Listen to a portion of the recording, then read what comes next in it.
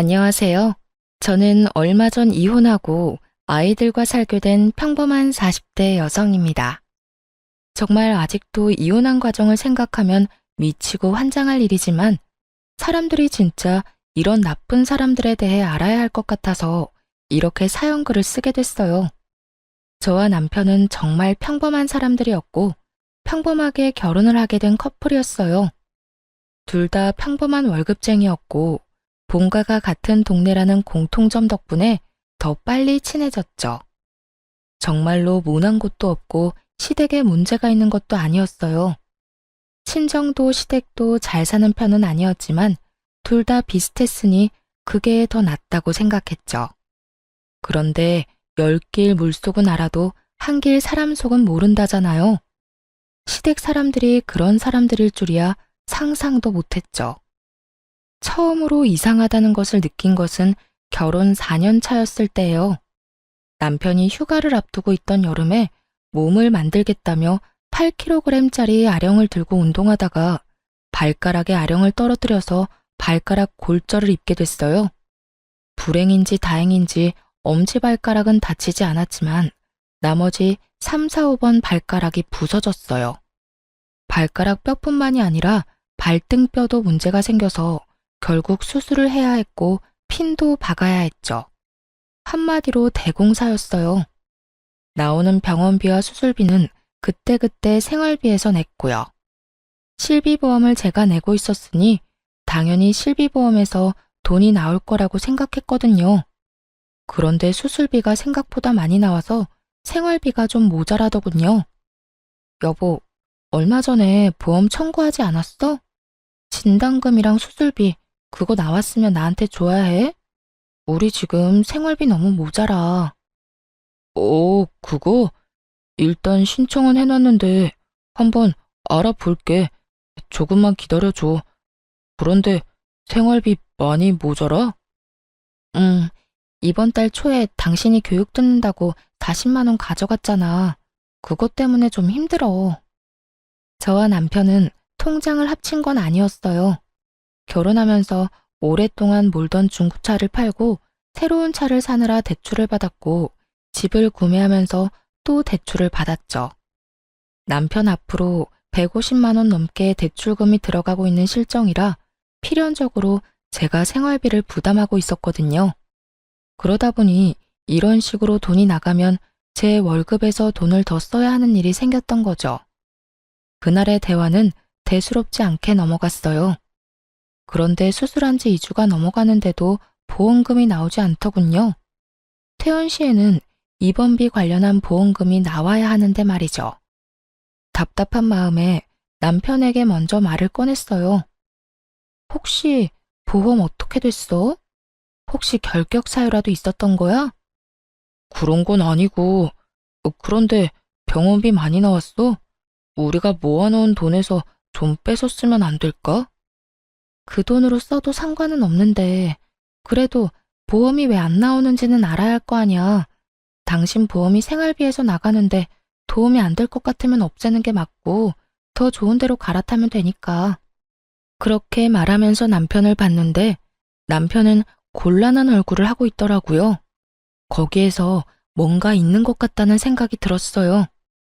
남편이 원래 손해보는 걸 싫어했거든요. 계산을 꼼꼼하게 잘하고 관리도 잘하는 사람인데 보험 하나 가지고 저런 곤란한 얼굴을 하는 건 중간에 문제가 있다는 이야기잖아요. 그래서 남편을 추궁했어요. 보험 약관 한번 보여줘. 문제가 뭔지 내가 찾을 테니까. 여보, 그냥 이번 한 번만 넘어가면 안 될까? 나도 말하기 좀 그래서 그래. 도대체 뭐 때문에 이렇게 당신이 저 자세로 나와? 다음에도 이런 일 없으리란 보장 없잖아. 그러면 그때마다 생활비 뭉텅이로 날아가는 거고. 그럼 보험은 왜 넣어? 빨리 보여줘.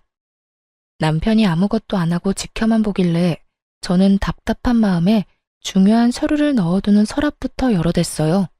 그리고 제가 원하던 서류를 찾았죠. 그런데 남편 실비의 피보험자가 남편이고 계약자, 즉 계약을 체결한 사람이 시모로 되어 있더군요. 게다가 수익자도 시모였어요. 저는 설마 하는 마음으로 남편을 쳐다봤어요.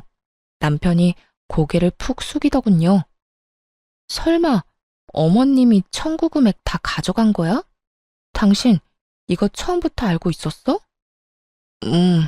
그거 나 사회생활 시작할 때 엄마가 아는 사람 통해서 받아준 거거든.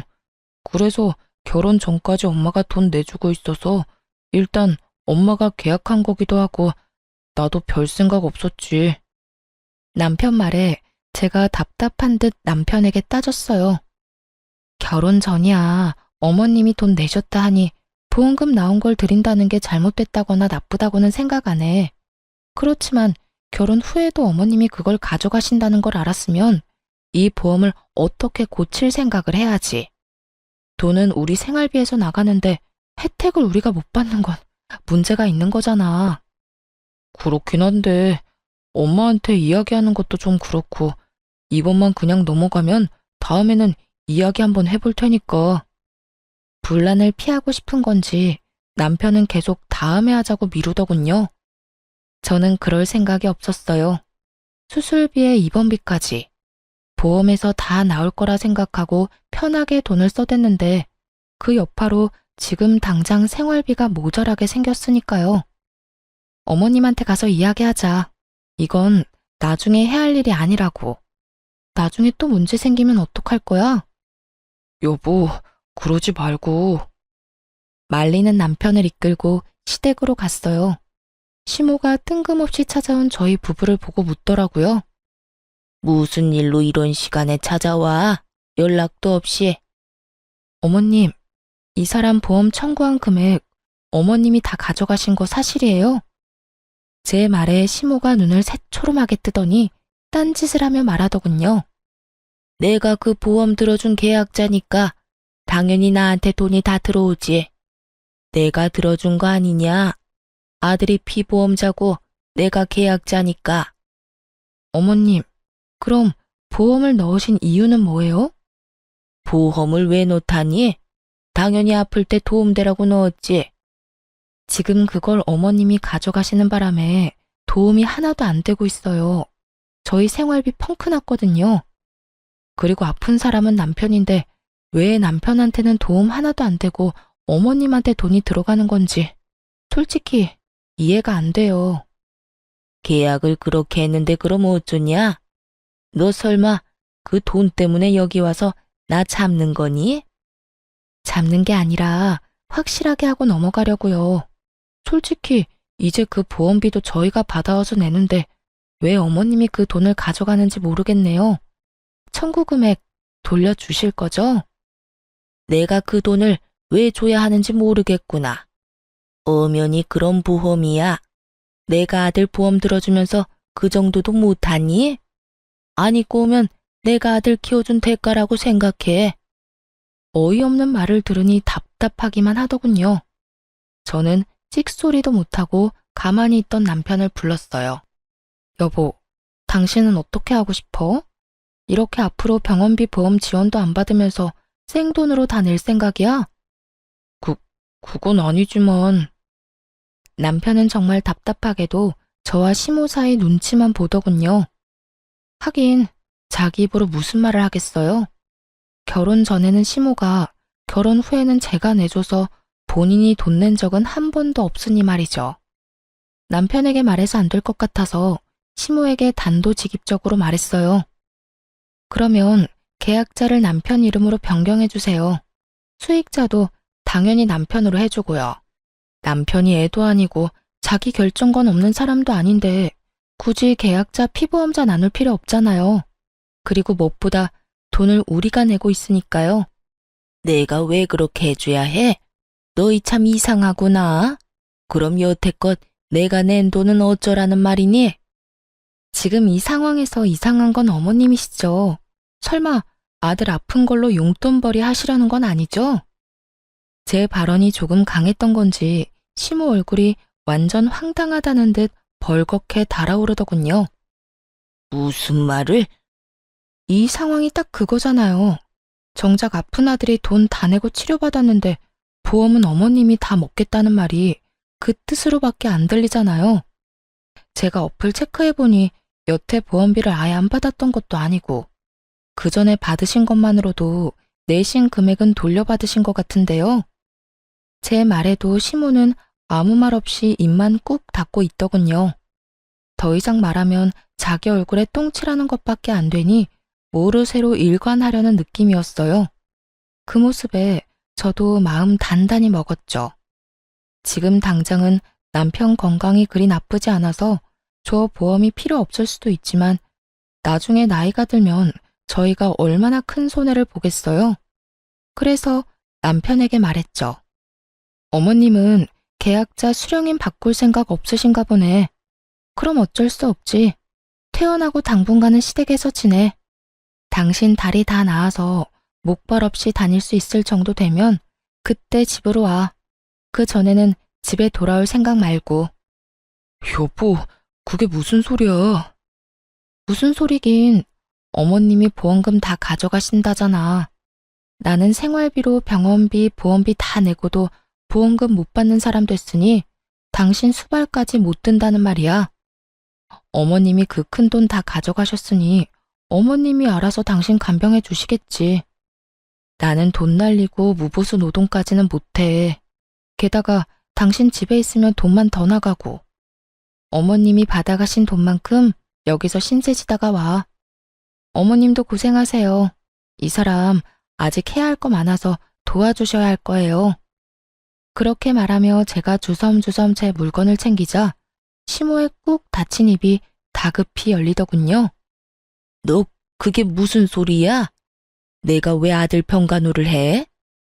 제 말 못 들으셨어요?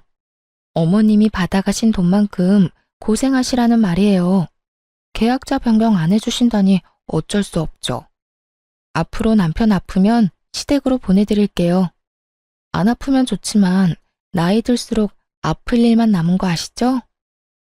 여보, 진짜 나 놔두고 가는 거야? 잠깐만. 이건 당신 책임도 있는 거 알지? 미리 이야기하고 어떻게든 했어야 하는 건 당신이지. 알아서 어머님 설득시켜서 돌려놓거나 아예 안 먹힐 것 같으면 보험 해지해. 나는 그 돈 계속 내줄 생각 없으니까 잘 해결하고 와. 그렇게 이야기하고 나와버렸죠. 솔직히 진짜 화났거든요. 그런 이야기를 저한테는 해야 하는 거 아닌가요? 그래도 안 보이니 속은 좀 편하더라고요. 남편이 오른쪽 발을 다치는 바람에 아침에 누가 운전해주지 않으면 직장에도 못 가고 병원도 못 가는 상황이었거든요.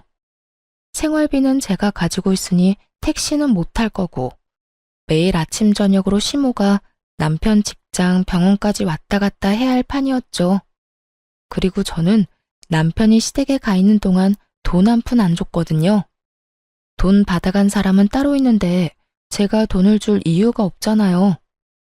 그렇게 일주일을 버티더니 결국 시모가 남편을 돌려보냈더군요.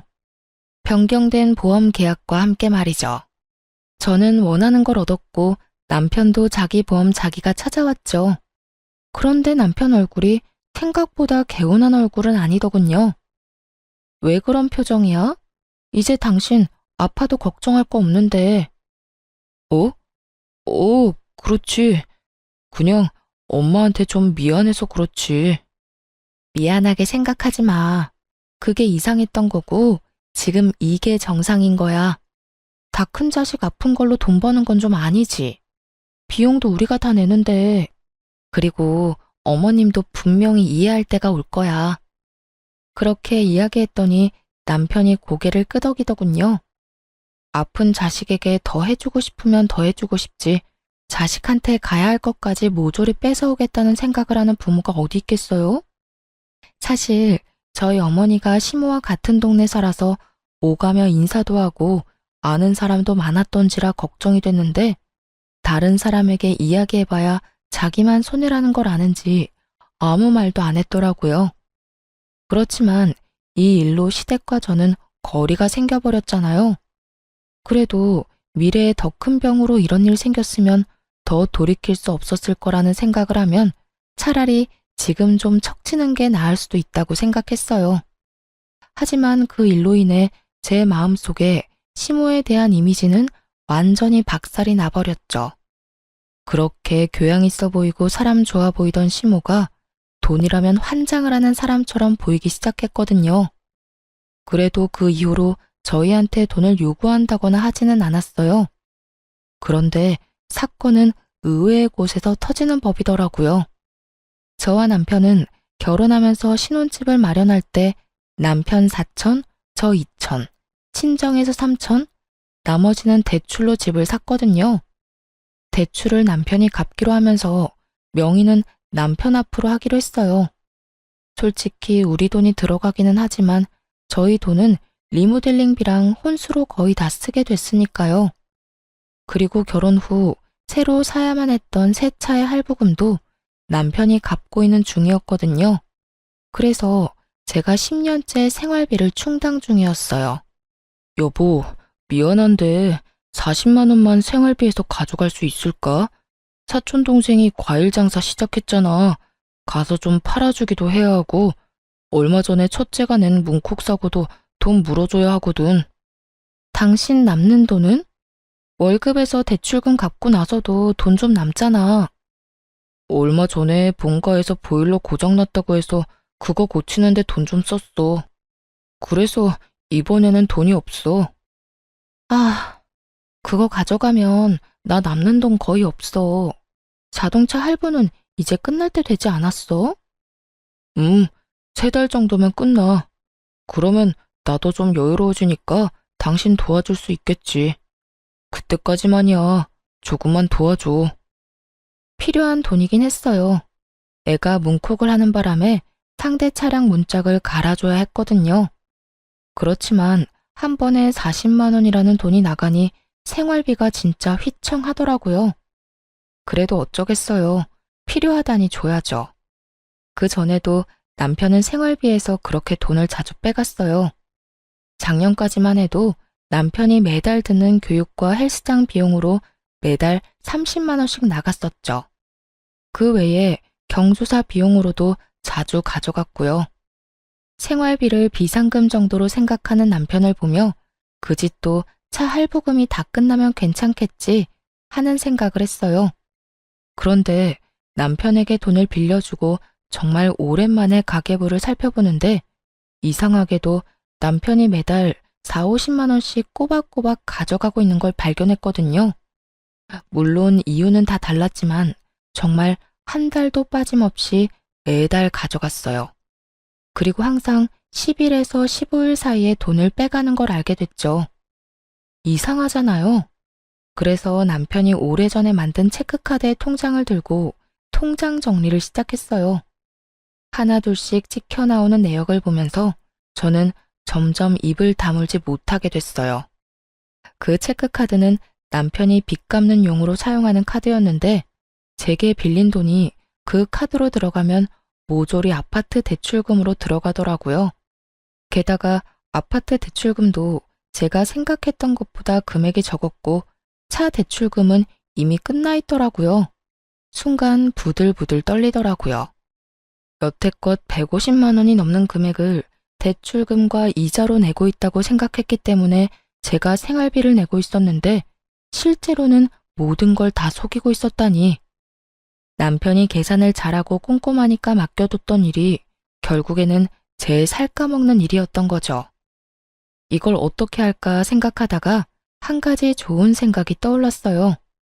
제 돈으로 대출금 갚는 걸 알게 됐으니 그걸로 하나 당당하게 요구할 수 있는 일이 생겼거든요. 여보, 우리 이 집 벌써 산지 10년이나 됐잖아. 이제 슬슬 공동 명의로 해줄 수 없어? 저는 야근 후에 집에 온 남편에게 그렇게 말을 꺼내자 남편이 순간 멈칫하더군요. 그러더니 저를 한번 슬쩍 보고는 다시 식사를 하며 말했어요. 그건 안 돼. 내가 돈 갚고 있는 거 알잖아. 솔직히 10년간 내가 다 갚았는데. 그리고 누구 명의면 무슨 상관이야? 우리한테 문제가 있는 것도 아니고. 나 죽으면 어차피 다 당신이랑 애들 건데. 그러니까 누구 명의면 무슨 상관인데? 그러면 공동명의 해도 되잖아. 아니, 도대체 갑자기 왜 공동명의를 해달래? 10년간 아무 일 없이 잘 지내왔잖아. 내가 어제 당신 통장 정리하면서 알게 됐거든. 나한테서 받아간 돈 다 대출금으로 들어가고 있던데, 그리고 차 대출금도 벌써 다 갚았더만. 대출금 금액도 나한테 말했던 것보다 더 적고. 제가 그렇게 말하자 남편이 인상을 팍 쓰더군요. 그걸 당신이 왜 봐? 그거 사생활 침해야.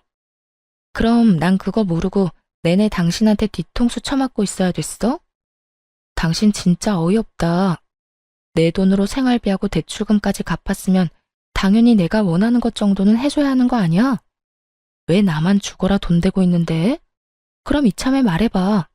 나한테 가져간 돈이랑 당신이 원래보다 부풀린 대출금 다 어디로 가져가는 건데? 제가 그렇게 이야기하자 남편도 아무 말 못하더군요. 솔직히 공동명의를 안 해주는 이유를 모르겠더라고요. 내가 그거 다 봐주겠다고. 그러니까 공동명의 하나 해달라는 건데 그게 그렇게 힘들어? 막말로 내가 내 월급으로 내 용돈 썼어? 내 월급으로 생활비 하느라 모아놓은 돈도 많이 없는데 너는 나 몰래 뒷주머니 차고 있었잖아. 이 집에 기여하는 돈으로만 본다면 제가 남편보다 돈을 더 많이 내고 있었는데 말이죠. 남편의 저런 모습을 보니 저도 부글거렸어요. 그래도 해주겠다는 말은 절대로 안 하는 남편을 보며 저도 마음을 굳게 먹고 말했죠. 그래, 당신 맘대로 해. 대신 당신은 생활비 쓰지 마. 집에 있는 전기, 난방도 쓰지 말고. 그것도 내 생활비로 내잖아. 아, 제발 좀. 이런 식으로 유치하게 굴지 마. 먼저 치사하게 군 게 누군데? 너 하는 행동이 괘씸해서라도 나 너 용서 못해. 당분간 당신한테는 절대로 생활비 안 줄 거니까 알아서 해. 그 뒤로 정말 남편에게 1원 한 푼 안 줬어요. 난방이랑 전기도 못하게 막아버렸고 냉장고에 음식도 못 먹도록 아이들 음식도 단품 요리로 만들어서 바로 먹어버렸어요. 밥도 딱 애들이랑 저 먹을 만큼만 만들어서 먹고요. 식재료만으로는 만들어 먹을 수 없으니 남편은 며칠간 라면만 먹더군요. 그렇게 치사하고 깐깐하게 구니 한 3개월이 지나자 남편이 저에게 항복의 메시지를 보냈어요. 미안해. 내가 사과할게. 그러니까 이제 제발 그만해. 시켜 먹는 것도 하루 이틀이고 아침 거르는 것도 익숙하지 않은 사람에게는 더 힘든 법이거든요. 결국 그걸 견디지 못한 남편이 저에게 먼저 사과를 하게 된 거죠. 미안하면 공동명의나 해줘. 솔직히 나도 이렇게 치사하게 굴기 싫거든. 근데 여태껏 들어간 내 돈이 아까워서라도 그러면 안 되는 거잖아. 그리고 결혼할 때 언젠가는 공동명의 해준다고 했잖아. 그 말 지금 지킨다고 생각해. 10년간 나한테 돈 부풀리고 가져갔으면 이 정도 요구가 그렇게 큰 건 아니잖아. 그치? 제 말에 남편이 한숨을 푹 쉬더니 그러더군요. 알았어. 공동명의 해줄게. 저는 기분이 너무 좋았어요. 그렇지만 너무 티내지 않으려고 노력했죠. 사실 결혼 초에는 공동명의는 해도 안 해도 그만이라는 생각을 하고 있었는데 결혼 10년 차 되니 제 재산을 가지고 싶다는 생각이 들었거든요. 게다가 제가 돈을 안 버는 것도 아니고 그걸로 집에 생활비로 다 쓰는데 제 앞으로 된 재산이 아무것도 없다는 것도 좀 싫었고요. 그래서 남편이 공동명의 해줄 날만 기다리고 있었죠. 그런데 그 다음날 시모가 저희 집에 찾아왔더군요. 너 이게 도대체 뭐 하는 짓이니? 네가 뭔데 공동명의를 요구해? 네가 한 게 뭐가 있는데 내 자식 재산을 넘봐? 어이가 없었어요. 다짜고짜 와서 저한테 이런 막말을 하다니. 남편은 그런 시모를 말리려 애쓰더라고요. 놔봐. 넌 바보 등신이야? 어떻게 된 게 네 손 안에 들어온 것도 못 지켜서 이 난리야? 시모의 그 말에 저도 빈정이 확 상해버렸어요. 솔직히 왜 제가 저런 소리를 들어야 하는지 모르겠더라고요. 그래서 저도 시모에게 이야기했죠. 어머님, 남편이 그간 저한테 가져간 돈이 얼만지 아세요? 그리고 남편이 그간 대출금 부풀려서 이야기해서 생활비 지원조차 안 하고 뒷주머니 찬 게 얼만지는 알고 그런 말씀 하시는 거예요? 그게 무슨 소리야? 집값 낸 사람이 집주인이지. 그러니까요. 그 집 대출금도 제 돈 가져가서 냈던데 그것도 모르고 지금 여기 와서 저한테 이러시는 거예요? 뭐? 그게 무슨 소리야? 시모가 처음 듣는 내용인 듯 남편을 쳐다보더군요. 남편이 한숨을 푹 쉬고는 시모에게 말했어요. 제가 와이프 생활비로 대출금을 좀 냈어요. 얼마를? 한 달에 4, 50만 원 정도요. 올랑. 화내려는 시모 앞에 제가 한마디 더 붙였어요. 매달요. 10년간. 그래도 그렇지. 4, 50만 원은 내줘도 되지. 제가 생활비로 150, 200 정도 이미 내는데도요. 생활비도 네가 내냐? 넌 생활비 안 줘? 네. 남편 말에 시모가 눈을 질끈 감더군요. 제가 이 집과 생활 유지에 돈을 더 많이 내는데 그거 요구하는 게 과한 일인가요?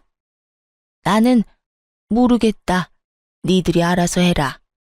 시모는 무슨 말이 하고 싶어서 왔는지는 모르겠지만 그 말만 남기고 후다닥 사라졌어요.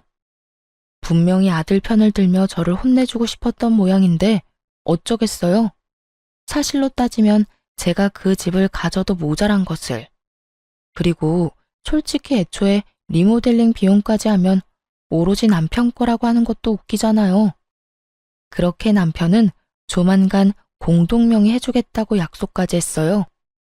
기분이 좋았지만 그 기분도 금방 가라앉았어요. 남편 때문이 아니라 친정 사정 때문에요. 저희 친정어머니가 지병으로 몇 년을 앓고 계셨는데 당장 수술이 필요한 상황이었거든요. 게다가 저는 생활비 쓰느라 돈 모아놓은 것도 많지 않았고요. 남편과 함께 모아둔 돈은 더 큰 집으로 가거나 애들 교육에 쓸 목적으로 모은 거였거든요. 제가 남편에게 슬쩍 물었죠. 여보, 우리 모으고 있는 돈 좀 빌려줄 수 있어? 우리 엄마 이제 곧 이식 수술인데 수술비가 너무 많이 들어서. 장모님 이식 수술 잡혔어? 그런데 어쩌지? 그 돈 지금 빼면 더 손해야. 이때껏 모아놓은 돈은 다 더 부풀리려고 각종 펀드랑 주식에 넣어놨잖아. 지금 팔면 원금도 보전 못해. 남편이 난색을 표하며 안 된다고 하더군요. 그거 말고 지금 모으고 있는 돈들은 그냥 적금만 깨면 되니까 괜찮잖아. 그래도 그건 우리 집에 문제 생기면 사용할 비상금이잖아. 그걸 장모님 수술비로 주는 건 좀... 처남은? 처남은 돈 없대? 걔 이제 막 결혼했는데 무슨 돈이 있겠어? 그러지 말고 좀 빌려줘. 엄마 수술하고 나면 조금이라도 갚아줄 테니까. 안 된다니까 왜 이래? 그 돈은 안 쓸 거야. 단호한 남편 답변에 속이 확 상했어요. 설마 제가 공동명의를 해달라고 했다고 그걸 이런 식으로 갚나 싶은 생각까지 들 정도였죠. 그럼 공동명의나 빨리 해줘. 꽥 소리 지르고 그날 대화는 그렇게 종료됐어요. 장모님이 아프다는데 괜찮냐는 말은 한마디도 없고 돈은 절대 못 빌려준다는 남편놈에게 우라가 치밀었어요. 그 다음날 남편이 야근하는 동안 저는 칼퇴근하고 집에 와서 남동생을 불렀어요. 누나, 엄마 수술비 어떡할 거야? 엄마 보험은 없나? 보험 있긴 한데 기대하기는 좀 어려워. 특약도 많이 없었고 그냥 기본이라. 낸 만큼 다 못 돌려받을 가능성이 높지. 너희 매형도 진짜 너무하지 않니? 어떻게 장모님 아프다는데 돈 절대로 못 빌려준다고 그렇게 선을 긋고. 너무 그렇게 생각하지 마. 매형도 생각이 다 있겠지. 일단은 대출이라도 해봐야지 뭐. 그렇다고 엄마 저대로 수술도 못하게 둘 수 없잖아. 아버지 돌아가시고 우리 두 남매 키우느라 고생하셨잖아. 호강도 못 시켜드렸는데. 동생을 집으로 부른 건 반찬을 싸서 주기 위해서였어요.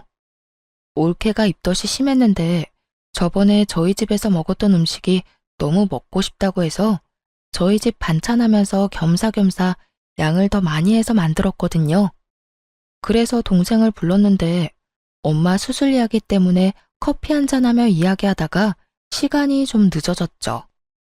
남편은 아직 들어오지 않고 있어서 이만 동생을 보낼 생각이었어요. 반찬 양이 많아서 동생 배웅도 할 겸 지하 주차장으로 같이 내려갔어요. 엘리베이터 타고 내려서 동생 차에 반찬이랑 애기용 물품을 싣고 있는데 뒤에서 익숙한 목소리가 들리더군요. 그러니까 미친 거지.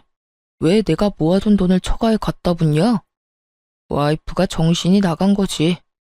얼마 전에는 돈독이 올랐는지 집도 공동명의 하라고 해서 난리도 아니었잖아.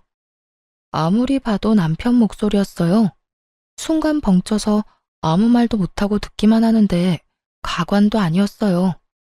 내가 나서려니 동생이 갑자기 조용하라는 제스처를 하며 폰을 꺼내 허둥지둥 녹음 버튼을 누르더라고요. 공동명의 해줬냐고? 내가 왜? 나 그거 해줄 생각 없어. 그냥 말만 그렇게 해놓은 거야. 안 해주면 지가 어쩔 건데? 진짜 괘씸해서라도 안 해줄 거야. 그리고 자기 엄마 아픈 걸 왜 내 돈으로 해결하려고 하는지 이해가 안 간다니까. 돈이 너무 아깝잖아. 어차피 곧 죽을 사람 병원비를 왜 우리가 내? 그리고 늙어서 그 수술비 정도도 마련 못해서 끙끙거리는 것도 웃기고. 여하튼 처가 식구들 진짜 완전 비호감이야. 이야기를 듣는데 귀가 썩는 기분이 들더라고요. 그런데 더 놀라운 이야기가 그 뒤에 나왔어요. 그리고 저번에 보험이랑 대출 와이프한테 걸린 거 생각하면 아직도 한숨 나온다니까. 그래, 그 보험 청구 금액 와이프 몰래 엄마랑 나눴거든. 병원비는 생활비로 내고. 근데 그거 안 준다고 쌩 난리를 치더니 결국 나 본가해버리고 가버리는 거 보고 완전 정이 뚝 떨어지더라니까. 그걸로 이번에도 비상금 잘 모을 수 있었는데 딱 걸려가지고 대출금도 와이프 돈으로 야금야금 잘 넣고 있었거든. 부풀려서 이야기해서 생활비도 와이프가 다 내도록 설계 다 해놨는데 말이지. 이번에 걸리는 바람에 다음 달부터 와이프가 돈 달라고 할까봐 그게 걱정이야. 누구랑 무슨 통화를 하고 있는지는 모르겠지만 제 속내를 그대로 드러내는 남편놈 목소리를 들으며 진짜 하늘이 무너지는 기분이었어요. 처음부터 제 돈으로 자기들 배를 열심히 채우고 있었더라고요. 완전 열이 받을 대로 받은 저는 씩씩대며 주변을 살폈어요. 남편은 제가 지하 주차장에 있을 거라는 생각도 못하고 통화 끝나고 올라가려고 통화를 이어가고 있더군요. 저는 올케한테 챙겨주려던 겉절이 김치의 뚜껑을 열어서 남편에게 다가갔어요. 낄낄대며 발끝을 벽에 툭툭 차고 있던 남편놈 얼굴에 겉절이를 확 부었죠. 으이씨, 뭐야? 겉절이 맞은 남편놈이 얼굴을 들어 인상을 쓰더군요. 그리고 그 앞에는 그 인상보다 더 더러운 표정의 제가 있었죠. 야, 너 우리 엄마 수술비 안 빌려준다던 게 돈이 아까워서 그런 거였어? 어? 말해봐. 통화할 때는 말만 잘하더니 왜 꿀먹은 벙어리야? 저는 남편놈 멱살을 쥐면서 남편을 추궁했어요. 그랬더니 동생이 급히 저를 뒤에서 말리더군요. 누나, 참아. 이렇게 화낸다고 될 일 아니잖아. 누나가 일단 참아. 아이씨, 더 이상 나 열받게 하지 마. 지금 이 상황도 짜증내기 일보 직전이니까. 방구 낀 놈이 성질낸다고 딱 그거였어요. 지금 네가 짜증이 나? 그래, 내고 오늘 너 죽고 나 죽자, 어? 열받은 제가 또 달려들자 동생이 말렸어요. 너 이대로 나 안 넘어가? 이혼해. 당장 이혼하자고. 이딴 식으로 너한테 돈 한 푼이라도 더 주면 내가 등신이고 바보 천치지. 누가 그런다고 겁낼 줄 알아? 이혼? 그래, 해. 하면 되지 왜 못하겠어? 보나마나 내가 더 유리하다고. 진짜 미치고 환장하겠더라고요. 자기가 뭐라고 저렇게 당당한지. 저는 이악 물고 이혼 소송에 들어갔어요. 엄마가 아픈데 저놈 얼굴까지 보고 있다간 속에 천불이 날 것 같았거든요. 소송 진행 중에 엄마 이식 수술 날짜가 잡혔어요. 엄마한테는 이혼한다는 말 안 했거든요. 괜히 걱정하고 스트레스만 받으실까 봐요. 수술 다 끝나면 이야기할 생각이었죠. 수술 며칠 전 엄마가 저랑 동생 불러서 그러더군요. 혹시라도 수술 잘못되거나 문제 생기면 엄마 폰 안에 사진 첩봐. 엄마가 거기에 너희들한테 조금이라도 물려주려고 모아둔 것들 사진 찍어놨어. 비밀번호도 거기 같이 있고 사망보험금도 얼마 전에 물어보니 꽤 많이 나올 것 같고 모아둔 돈이랑 엄마 살던 집, 내 앞으로 된 시골 땅 팔면 너희 앞으로 3억씩은 돌아갈 거야. 그리고 수술비도 걱정하지 말고 무조건 그 통장에 있는 돈 써. 알았지? 동생과 저는 깜짝 놀랐어요. 평소 친정엄마가 항상 돈 없다는 말을 밥 먹듯이 하니 저도 동생도 당연히 어머니에게 돈이 없다고 생각했거든요. 그런데 이렇게 알뜰살뜰 모아놨을 줄은 상상도 못했죠. 이제 수술만 잘 되면 된다고 생각하고 있었는데 수술 도중에 어머니가 돌아가셨어요. 면역력이 너무 약해져 있어서 수술을 견디질 못한 것 같더라고요. 정말 너무 슬퍼서 동생과 한참을 울고 장례식도 어떻게 치르는지도 모르게 병원에 있던 장례식장에서 나온 분이 하라는 대로 예예 하며 전혀 실감도 못하고 있었어요. 그런데 장례식을 하는 이틀날 이혼 소송 중인 남편과 시모가 장례식장에 찾아왔더라고요. 슬픔이 분노로 바뀌는데 1분도 안 걸렸어요.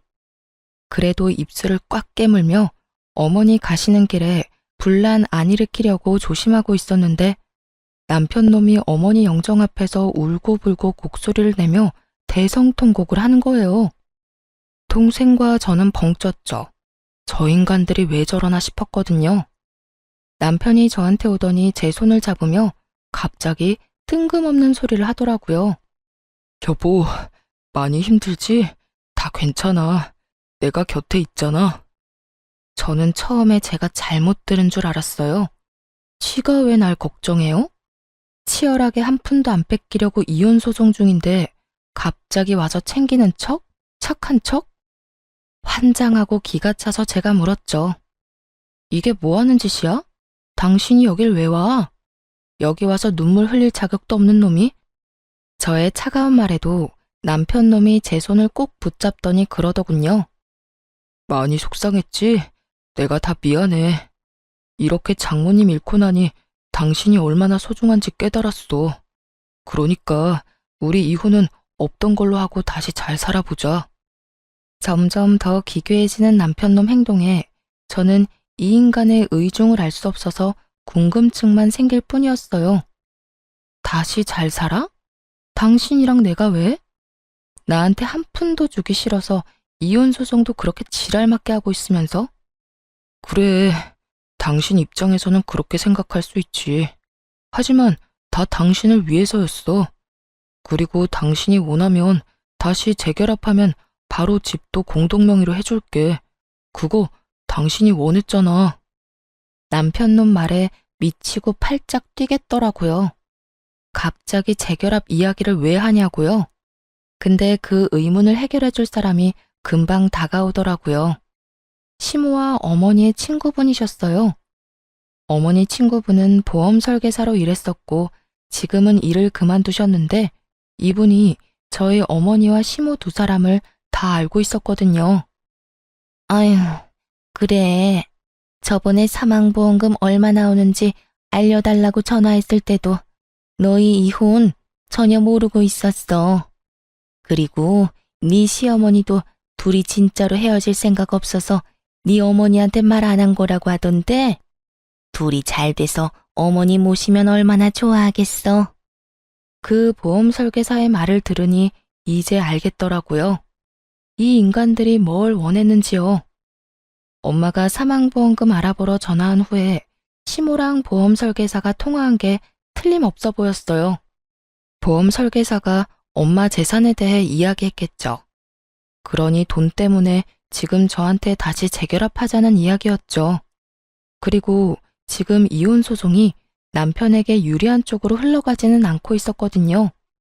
남편은 제가 집값을 내지 않아서 재산 분할을 해줄 수 없다는 상황인데 제가 남편 계좌로 보내준 돈과 생활비에 쓴 돈까지 제가 쓴 금액이 더 많아서 남편 원하는 비율로 안 되고 있었거든요. 자기가 좋은 조건으로 승소할 수 없을 것 같으니 저를 회유하려는 것처럼 보였어요. 게다가 유산으로 돈이 많이 나온다니 그것도 노렸을 테고요. 제가 몰랐으면 몰랐지 남편과 시모의 행동과 생각을 모두 알고 있는데 이런 개수작을 부리다니. 제가 얼마나 만만하게 보였으면 이럴까 싶었어요. 그것도 보인이 된 저희 어머니 앞에서 아까워서 수술비 못 주겠다고 지 입으로 말하던 놈이 뭐가 그렇게 당당한지. 그런데 시모가 그때 제게 다가오더니 굉장히 슬픈 얼굴로 말하더라고요. 아가, 고생이 많다. 우리 애가 철이 없어서 이혼 이야기가 나왔다만 그래도 너희는 애를 낳고 산 부부잖니. 그리고 그렇게 큰 잘못으로 이혼하려는 것도 아니고 잠깐의 치기로 그럴 수 있으니 네가 이해하고 덮어주거라. 그 정도 흠은 살면서 아무것도 아니야. 뻔뻔하게 덮어주라는 말을 하다니. 시모도 남편만큼 뻔뻔하고 염치 없는 행동을 잘하더라고요. 그래서 저도 남편 놈과 시모 우라통 터지게 해주기로 했어요. 저는 남편 팔을 탁 쳐내고 말했어요. 내 대답을 들려줄게. 저는 그렇게 말하고 핸드폰을 꺼냈어요. 그리고 그 안에 저장된 녹음본을 틀었어요. 제일 큰 볼륨으로 말이죠. 여기 장례식장에 있는 모든 사람들이 들을 수 있도록. 그 녹음본은 동생이 그날 녹음한 거였죠. 자기 엄마 아픈 걸 왜 내 돈으로 해결하려고 하는지 이해가 안 간다니까. 돈이 너무 아깝잖아. 어차피 곧 죽을 사람 병원비를 왜 우리가 내? 그리고 늙어서 그 수술비 정도도 마련 못해서 끙끙거리는 것도 웃기고. 여하튼 처가 식구들 진짜 완전 비호감이야. 쩌렁쩌렁 남편 목소리가 흘러나오는데 사람들이 수군거리더군요. 하긴 그럴 수밖에 없죠. 여기 있는 손님들 중 엄마 손님과 시모의 지인이 겹치거든요. 기억상실증이라도 걸렸어? 네가 네 입으로 우리 엄마 수술비 안 준다고 했잖아. 그것도 돈 아깝다는 이유로. 그리고 그 돈이 온전히 네 돈이었어? 우리 둘이 같이 모은 돈이었지. 이게 내 대답이다. 알아듣겠어, 정신 나간 놈아? 이제 와서 재결합? 웃기고 있네. 왜? 엄마 죽고 나니까 이제 돈 나갈 거 없어 보이니 나하고 재결합할 생각이었어? 근데 어쩌냐? 너 같은 인성의 남자랑 결혼한 게 내 인생 최악의 선택인데. 2번 다시 몇 억을 너랑 같이 준다 해도 너랑 재결합은 없어. 제 말이 끝남과 동시에 장례식장이 웅성거리기 시작했어요. 설마 진짜로 저랬단 말이야? 저게 사위가 아니라 웬수지. 아이고, 저거 모르고 간 고인이 다행인 건지 불행인 건지. 세상에, 겉으로는 며느리가 잘못해서 이혼한다더니 그게 아니라 자기 아들한테 문제가 있었네. 아무리 그래도 처갓집을 저렇게 홀대할 수가 있어? 뒤에 이야기가 더 흘러나올수록 사람들의 이야기 소리는 더 커졌고 시모와 남편은 얼굴이 새빨개져서는 저를 찌를 듯이 노려보더군요. 제가 겁이라도 낼 줄 알았나 봐요. 제가 도리어 더 눈을 똑바로 뜨고 째려보는데 동생이 그 사이에 끼어들어왔어요. 형님, 여기서 형님 반기는 사람 아무도 없어요. 저희 가족들도 누나도 그리고 저희 어머니도요. 그러니까 알아서 좀 빠져주세요. 저렇게 조롱해놓고 저희 어머니 장례식에 오는 건 저희를 무시하는 건가요? 아니면 저희 어머니를 무시하는 건가요? 설마 자기 입으로 저렇게 다 말해놓고 아니라는 말 하실 건 아니죠? 남동생의 그 말에 남편이 주변의 눈치를 살살 보더니 결국 시모를 두고 자기 몸만 빠져 도망치듯 나가버렸어요. 속이 시원하더라고요. 여기 사람들 중에 시모와 남편 아는 사람들이 많았거든요. 지금껏 시모와 남편을 착한 사람이라고 잘못 알고 있다는 것만으로도 완전히 열받았는데 그 사람들에게 다 알려줄 수 있었으니까 다행이라 생각했어요. 결국 남편과 저는 이혼을 했어요. 재산 분할도 저한테 유리하도록 됐죠. 저는 어머니 유산과 재산 분할로 받은 돈 보태서 시모집 근처 좋은 평수로 이사를 갔어요. 그리고 자주 마트에서 시모와 전 남편을 마주쳤거든요. 그전에는 그렇게 기고만장해서 코가 하늘을 찌르더니 지금은 저를 봐도 모른 척하기 바쁘더군요. 왜냐고요? 마트 갈 때마다 아는 사람들이 그런 이야기를 해주거든요. 아유, 고생 많았어. 어떻게 그렇게 되먹지도 못한 인간을 만나서. 그래도 일찍 이혼한 게 다행이지. 그런 놈이랑 같이 살아봐야 저승가에는 어머니 속만 문드러질 테니까. 그렇게 시모와 전 남편이 있는 곳에서 저를 다독이며 자주 말해줬거든요. 솔직히 사람들 입에 오르내리는 일은 저도 좋아하지 않지만 나쁜 인간들 엿먹이려는 일이라고 생각하니 도리어 의욕이 샘솟더라고요. 그렇게 몇 번 그 인간들 있는 곳에서 그런 소리 들으니 결국은 그 인간들도 못 참더라고요. 몇십 년이나 살았던 동네를 쫓겨나듯 도망가게 됐으니까요. 전 남편과 시모가 어디로 갔는지는 저도 몰라요. 하지만 두 사람의 행보가 어디든 이제 저랑은 상관없다고 생각해요. 저도 복수할 만큼 했거든요. 그렇게 돈 좋아하는 두 사람보다 더 많은 돈을 가지게 됐고 두 사람보다 더 좋은 환경에서 살고 있는 걸 봤잖아요. 그러니 얼마나 속이 쓰렸겠어요? 남의 떡이 더 커 보인다고 했어요. 이혼 후에 제가 가진 것들이 참 먹음직스럽게 보인 만큼 자기가 한 선택도 여전히 후회할 가능성이 높았죠. 솔직하게 말해서 대출금을 부풀려서 저 모르게 돈을 모으고 시모와 돈을 나눠 갖고 제 돈으로 대출금을 냈던 일들은 어떻게 보면 제가 이해하고 넘어갈 수 있었던 일이었어요. 그리고 그걸 위해 공동 명의를 내세우기도 했고요. 그런데 아픈 장모에게 들어갈 돈이 아까워서 빌려주지 않았다는 건 참을 수 없는 일이었어요. 남편이 엄마 수술비를 빌려줬더라면 저는 엄마의 유산으로 남편에게 더 잘해줬을 거예요. 사람 마음이라는 게 힘들 때 도움 주는 사람에게 더 잘해주고 싶거든요. 하물며 가족이 걸린 일인데 제가 얼마나 극진히 남편을 대했겠어요? 그런데 꼴랑 그거 아까워서 자기가 가질 수 있었던 모든 걸 잃게 됐으니 옆에 있을수록 자괴감과 후회가 전 남편과 시모를 무척 괴롭혔을 거예요. 결국은 참다 못해 떠나긴 했지만요. 저는 그들이 사라진 곳에서 편하게 잘 지내고 있어요. 전 남편과 시모가 뭘 하는지 전혀 모르고 연락도 들은 적 없어요. 다만 한 가지는 정확하게 알죠. 여기로 두 번 다시 돌아오지 못할 거라는 거요. 알게 모르게 좁은 동네였거든요. 제 결혼은 그렇게 확실하게 끝이 났죠. 여러분, 들어보니 어떠세요? 정말 세상에 이상한 사람 많죠? 겉으로만 봐서는 모른다니까요. 저도 남편이 저런 놈인지 나중에 알게 됐으니까요.